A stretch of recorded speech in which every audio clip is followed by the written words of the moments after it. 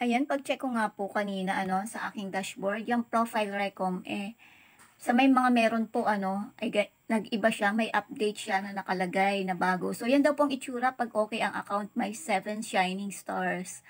So, ayan, pag-check ko po dyan sa account status, ayan, dyan po may nabago. Kasi dati, pag i-clinic ko yan, ang makikita lang ay no violations to show. So, ayan, yan po ang nakalagay ngayon, your account looks good. So, yung mga pages po dyan, hindi po dati nakalagay dyan, at yun nga po ang nakalagay lang dati is, no violation, yun po ang nakalagay. Ngayon, meron ng ganyan. So, pwede ding mag-open na dyan ng page kahit hindi doon sa una. So, ayan po ang nakalagay. Ayan, pag pinindot yung profile at yung mga monetization, eligible to monetize. Ano ba yan? Ang hina ng mata. Ayan, yan. Pwede nyo makikita sa profile recom.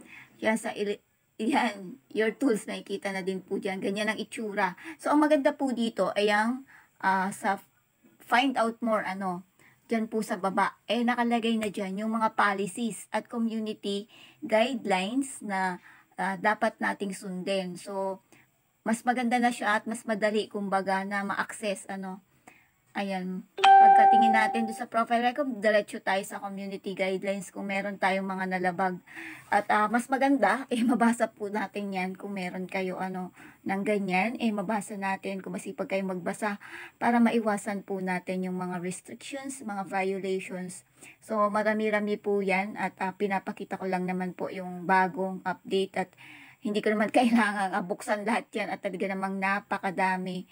So, ayan po, pati yung yan, our enforcement. So, ayan na, yung pag nagpataw na sila ng mga kaparusahan. Makikita din po dyan, kung paano dinidetect ang violations. So, ayan, nakalagay po dyan, pag i-clinic yung mga naka-highlight niyan, makikita po natin yan dyan. So, yan po yung maganda, yan yung, yung sa update, yan yung maganda na nadagdag. Yung mga, nandyan na din, hindi na natin kailangang tingnan sa Meta Business Help Center kasi dyan sa Recom mismo meron na.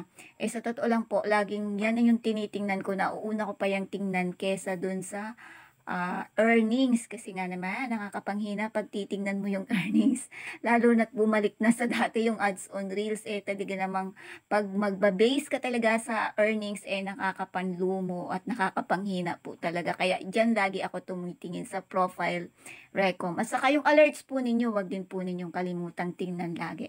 So yun lang po at gusto ko lang pong i-share and thank you for watching. Mag-ingat kayo palagi, please follow and share.